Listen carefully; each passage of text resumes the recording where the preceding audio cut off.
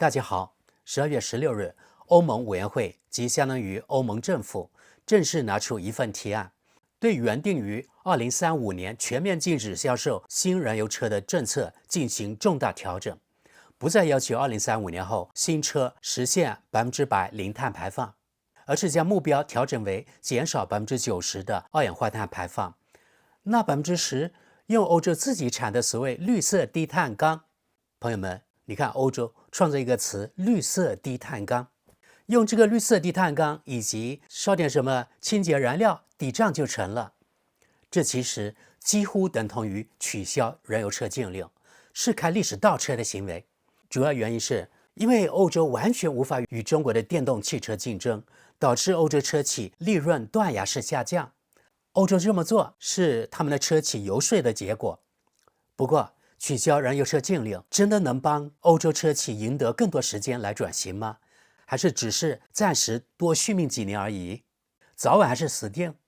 取消燃油车禁令可能会导致充电基础设施的建设更加放缓，总之会导致与中国的差距越来越大，这对中国可能反而是好事。还有一点，朋友们，原来颁布的法令竟然说取消就取消了，那么以前西方吹捧的契约精神是不是也被狗吃了呢？看来永远都是这样，欧洲在耍嘴皮子，而中国在做实事。环保之事也一样，西方只说不做，而中国只做不说，这就是区别。今天咱们来看看德国电视一台每日新闻对这件事情的报道。欧盟委员会拟撤回禁售燃油车规定，为支持陷入困境的汽车工业，欧盟委员会提议放宽已确定的尾气排放标准，要求该行业通过其他途径实现二氧化碳减排。根据欧盟委员会的计划，2035年之后，欧盟境内仍将允许新内燃机汽车上牌。这一布鲁塞尔机构已提出相应修改所谓禁售燃油车规定的建议。委员会希望放宽尾气排放规定，使汽车制造商无需将其新车的二氧化碳排放降至0。此举为新型燃油车、混合动力汽车以及增程式电动车打开了大门。所有这些车辆即便仍排放二氧化碳，也可在2035年后继续获得新车型上牌许可。尾气排放限值将被放宽，欧盟的尾气排放规定仍将继续适用，只是不再那么严格。按照欧盟委员会的设想，到2035年，汽车制造商旗下所有新车的年均二氧化碳排放量需比基准年2021年至少减少90%。要实现这一目标，车企仍需销售足够数量的电动车，因为电动车在使用阶段是零排放的。此外，汽车制造商将可觊觎其他领域的二氧化碳排放量，例如使用环保钢材或更气候友好的燃料所实现的减排。据欧盟委员会表示，这些例外措施将适用于所有制造商计划在2035年后投放市场的新车。下面这段省略，咱们不翻译，接着往下看。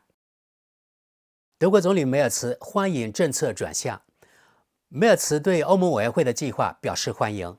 总理府发言人表示，更多的技术开放性和更大的灵活性是正确的步骤，有助于更好地协调气候目标、市场现实、企业与就业岗位。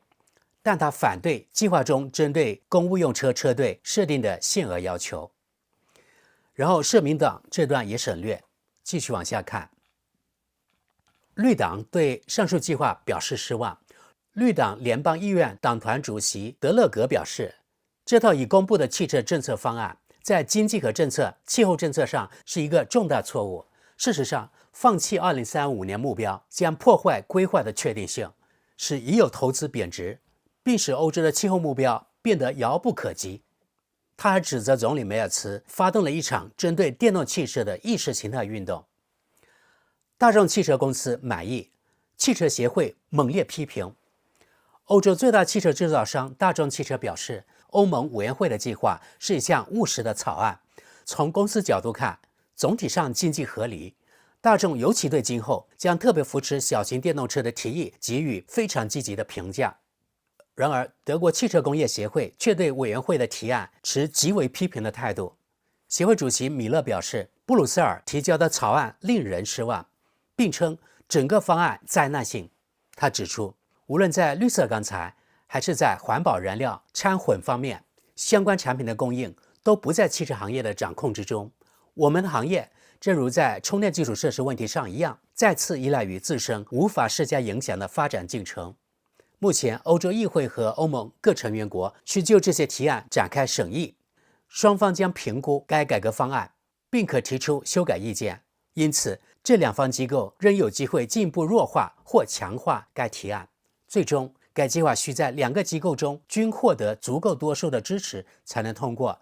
至于这过程将持续多久，目前尚不清楚。德国《世界报》在这个风口碰巧刊登了一篇署名文章，我觉得应该是游说机构的写手。这个人名叫德里安·盖格斯，他曾多年担任驻华记者，著有新书《对抗自由的阵线》，是关于中国俄罗斯联盟的。从写作的语气来看，就依反华分子，我发现几乎没有例外，西方驻华媒体中对中国及中国体制都怀有深深敌意。其实，我觉得西方这种通过某个记者或写手发表个人观点，然后通过媒体来影响媒体消费者，是极其危险的。记者又不是专家，他的知识面很窄，况且他的语言有针对性、有倾向性，也就是说，他的语言是带立场的。那么写出来的东西可能与该国的国家利益或长远规划背道而驰，他们只不过是背后某利益集团的打手而已。好的，现在来看看德国《世界报》这篇署名文章：禁售燃油车，绿色中国的神话。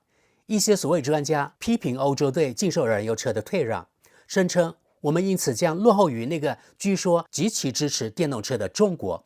然而，中国走的完全是另一条路。如今，那项漏洞百出的禁售燃油车政策只是稍作修正，就已引来一片叫嚷，称若无这一禁令，欧洲将被中国甩在身后。实则恰恰相反。这个童话的大致情节如下：与特朗普及我们这里一些冥顽不灵者不同，中国早已认识到气候变化的重要性，因此中国在电动车领域领跑，而我们却仍死抱着内燃机不放，推迟甚至取消禁令，不仅损害全球气候，也损害本国经济。最近，德国经济专家委员会也称五贤人主席莫妮卡·施尼策也持类似观点，至少在这一点上，他似乎并不那么贤明。要么就是不了解事实，中国从未实施禁售燃油车政策，也无意通过限制措施来遏制本国工业增长。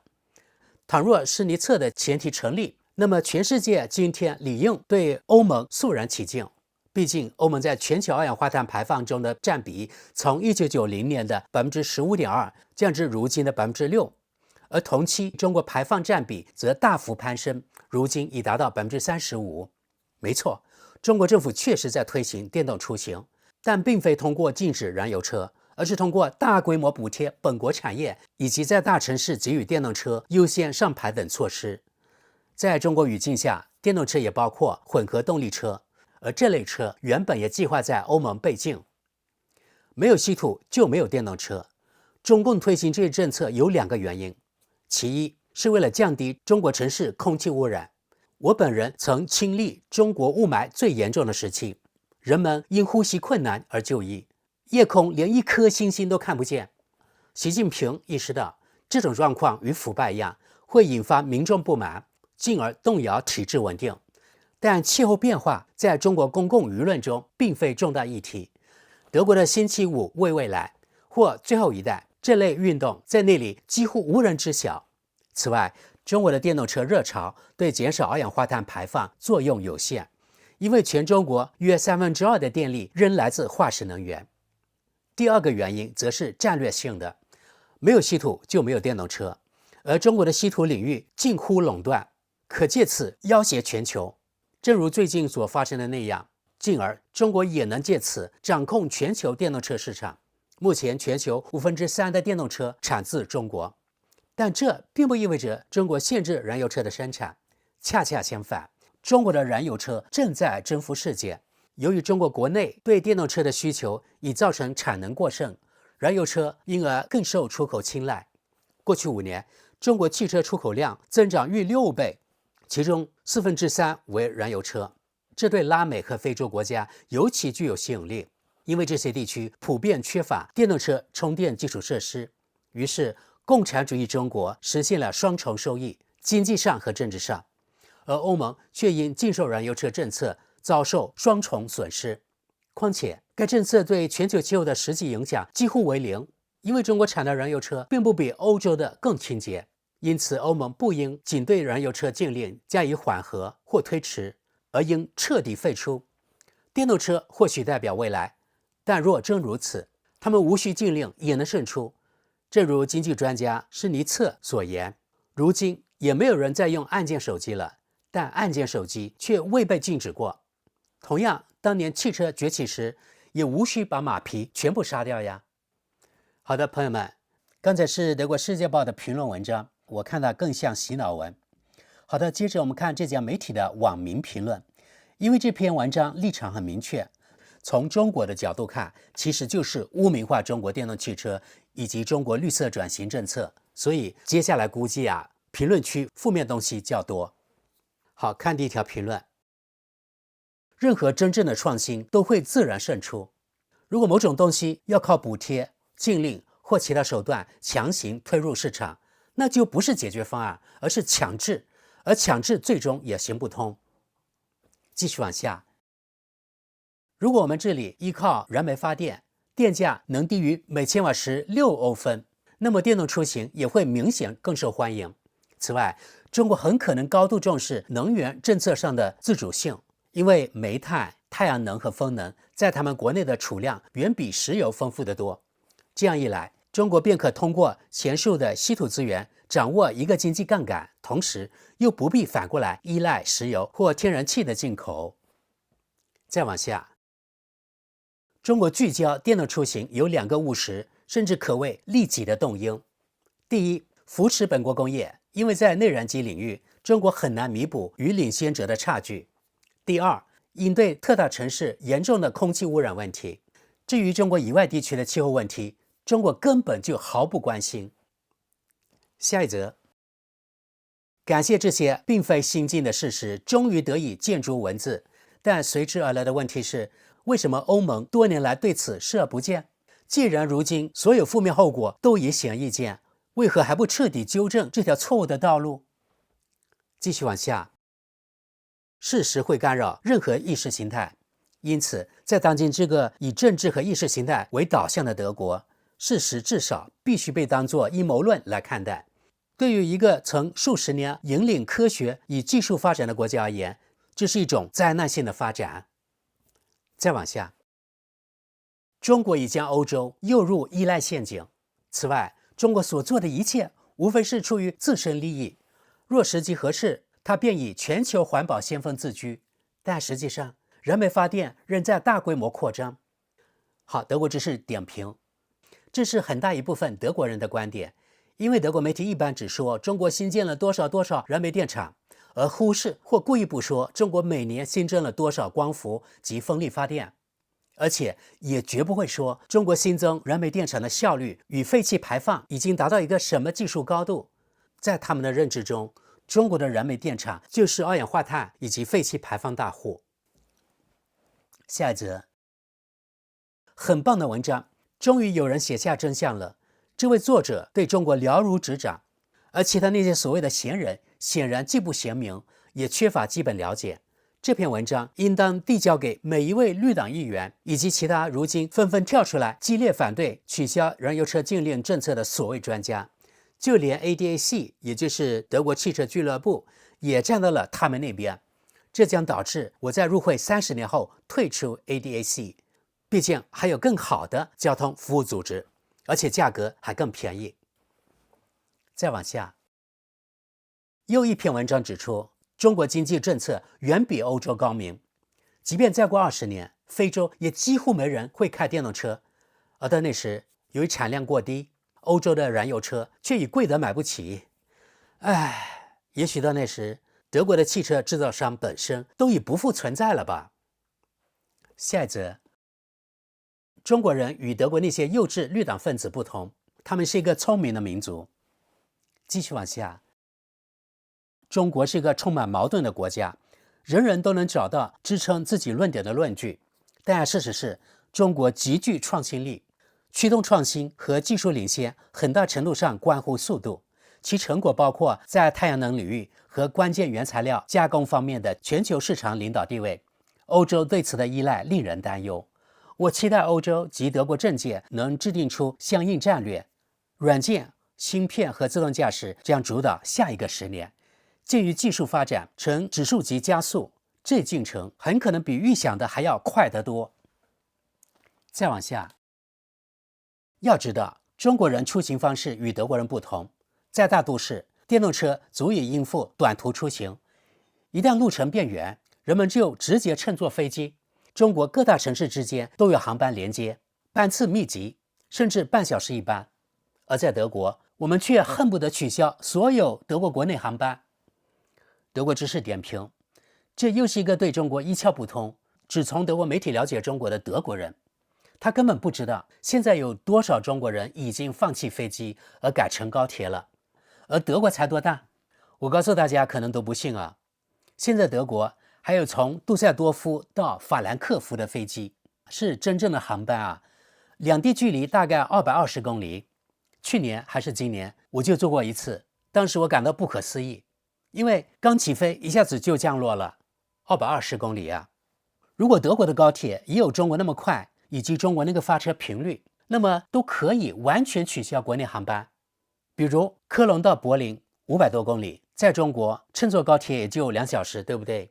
但在德国你们知道要多久吗？500多公里要4个小时，甚至4个小时多一点。而且德国的火车，特别是高铁，经常晚点。还有从德国北方的汉堡到德国南部的慕尼黑，几乎穿越德国了。你们猜有多远？两地距离大概780公里。而且你们猜坐高铁在德国要多久？780公里，5小时40分钟，平均时速不到140。我们对比中国，比如说从广州南到长沙南，700公里出头，最快那趟车只要1小时54分钟。如果是780公里，估计最多2个半小时就到了。而德国高铁需要双倍的时间还不止。看下条评论。当初欧盟决定从2035年起禁售燃油车时，德国政府便孤注一掷，压下全部筹码，并通过关停最后6座核电站迈出了关键一步。在他们看来，电力嘛，自然是从插座里冒出来的。下一则，好文章，作者已经比大多数德国政界人士和记者，包括《世界报》的一些记者，掌握更多信息。比如，他清楚地指出，在中国的定义中，电动车也包括混合动力车，而这类车在欧盟却被当作燃油车予以禁止。至今仍有不少人传播一个童话，声称中国新车上牌中超过50%是纯电动车，实际上这一比例约为30%。另外，中国正大幅扩大燃油车出口，这一点对我来说是新的信息，感谢作者提供。或许该让一些同行在内部也读读这篇文章。继续往下，尊敬的盖格斯先生，我向您脱帽致敬。你能不能再跳一段舞，好让我们的政客也能看懂？您所精准描述的这些内容，其实并非什么全新发现，至少对那些不受意识形态束缚、真正深入研究过禁售燃油车或建筑能源法等议题的人而言，早已是常识。现在唯一缺的，恐怕就是一个奇迹。愿某种更高力量强制我们的政界人士和公共媒体不再机械地复述意识形态的颂歌，而是把基本事实也传达给那些网络信息接触较少的普通民众。我妻子最近因公出差去了中国，回来时既极度兴奋又深感震惊。她的原话是这样的：我们再也追不上中国了。诚然，中国城市里几乎一切都在电动化，但正如您所精辟指出的那样，这种电动化并非建立在对风能和太阳能的虔诚舞蹈和对绿色经济奇迹的坚定信仰之上。对中国而言，我们的钢铁是绿色环保钢，还是蓝色还是粉色，这根本无关紧要。用燃煤还是什么气体来炼钢，他们也毫不在乎。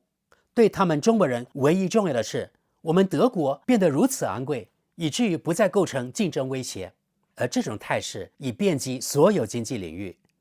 那么，倘若我们的政客有一天向民众坦白这一切，又会怎样？现实的看，那些对此灾难负有责任的政客，恐怕最好已经坐上飞往朝鲜的撤离班机。毕竟，谁愿意承认自己过去20年一直在逆行道上行驶呢？再往下，除非我们彻底废除燃油车禁令，也已无法追上中国。无论是电动车、燃油车，还是其他任何技术路线，我们在所有领域都睡过了头，如今已被远远甩开。对此，我们只能接受现实，除非这个国家能猛然惊醒，彻底转向180度。但目前我看不到丝毫迹象，就连《世界报》还在没完没了地纠结燃油车禁令，听得人耳朵都要起茧了。问题根本不在燃油车或电池本身，而在于整个汽车的系统性构架。中国人早已凭借全新平台和自有生态系统，把汽车产业提升到了一个新高度，而我们这里的人似乎既不愿理解，也无力做到这一点。好，再往下看吧。非常好的文章，也可以说得更直白些：中国聪明，欧盟愚蠢。最后，我们看几条德国《时代报》关于取消燃油车禁令的评论，关注度非常高，超过1200条评论。这是中间偏左的媒体，我估计评论区里反对取消禁令的人会多一些，因为这些人更注重环保。好，看第一条评论：欧洲明明有超过12年的准备期，却连逐步停止燃油车新上牌都做不到，更谈不上稳步推进转型了。这一点作者并未提及。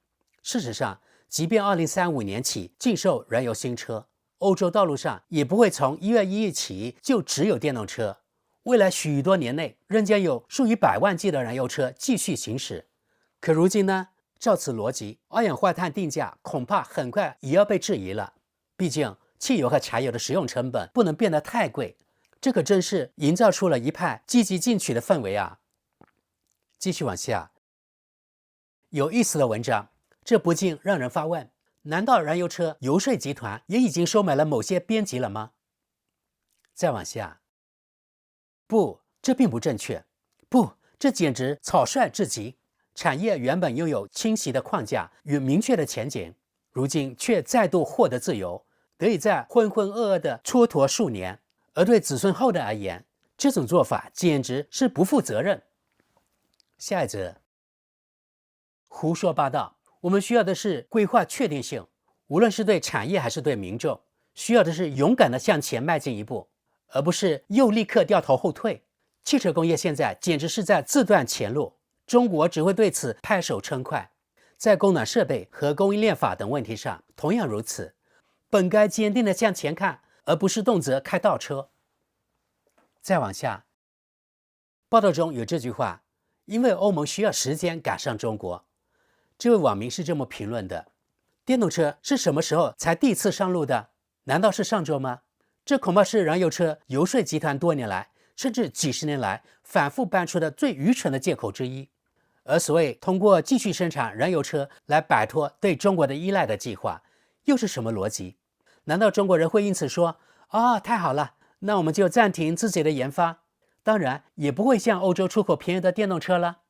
德国车企和供应商早已躺在过去的成就上睡得太久，如今却抱怨世界在没有他们的状态下继续前行。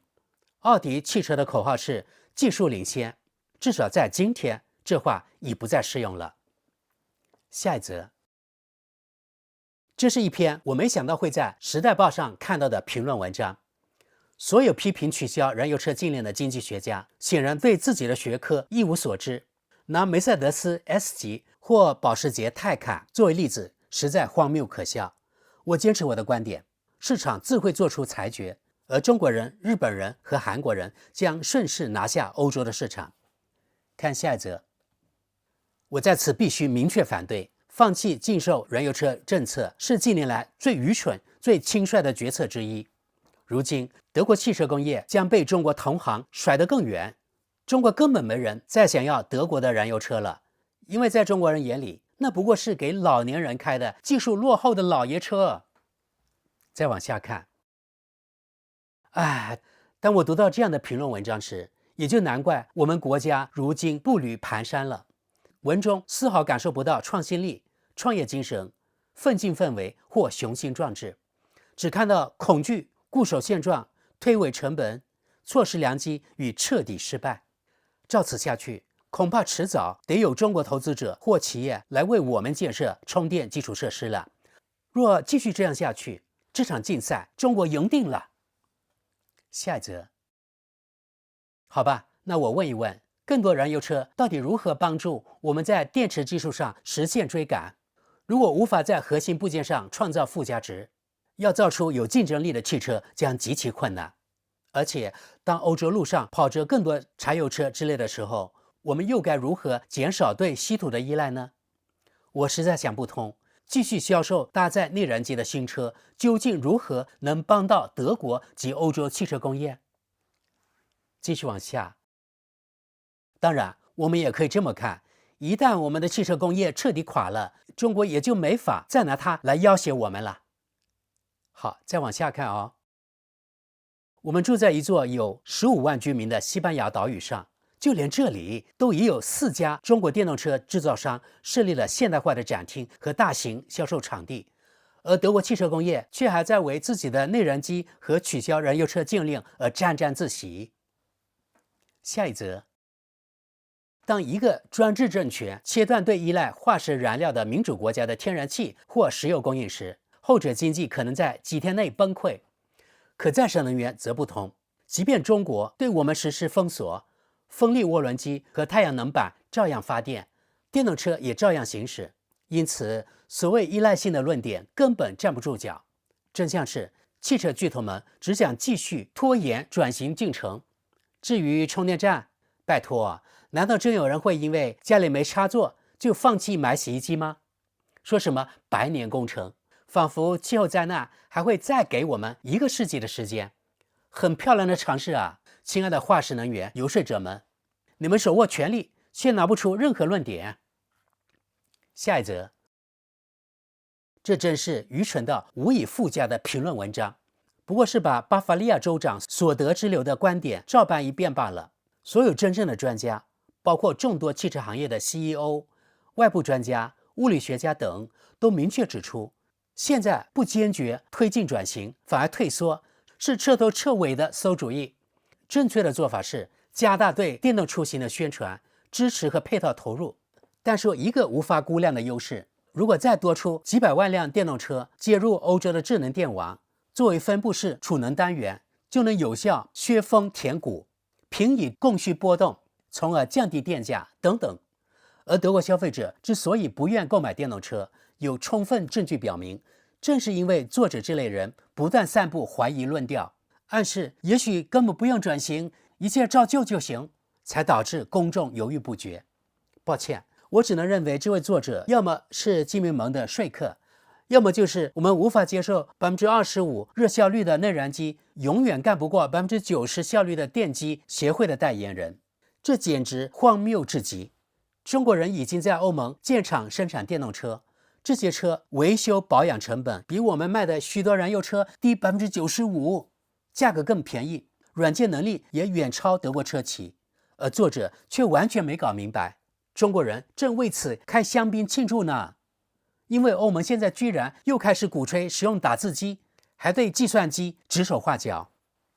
我们看最后一条评论，说到底，正是因为过度安逸和与政界勾结得太深，欧洲汽车工业才在技术上被甩开，还严重依赖中国。而现在居然有人觉得减轻压力就能解决问题，我对此深表怀疑。作为一名工程师，我学到的一点是，只有当事情真正带来痛感时，系统才会动起来，那些之前迟迟无法做出的决策才会催生出务实的解决方案。好的，朋友们，接下来的绝大多数网民评论都反对这篇文章作者的观点，因为这个作者认为欧盟取消燃油车禁令是对的，可以摆脱对中国的依赖，也让汽车产业有时间追上中国。评论区这些网民的观点与文章作者的观点完全相反，真的很有意思，表明在电动出行这点上，理智的德国人还是不少的。那就是应该大力宣传及推广电动出行，而不是取消燃油车禁令。不过，从这些德国主流媒体及评论来看，德国人确实知道中国人在电动汽车产业已经领先德国了，这才是让他们无比难受的。毕竟德国人以他们的汽车产业为荣，而现在竟然被中国人换赛道超过了，你说他们不难受吗？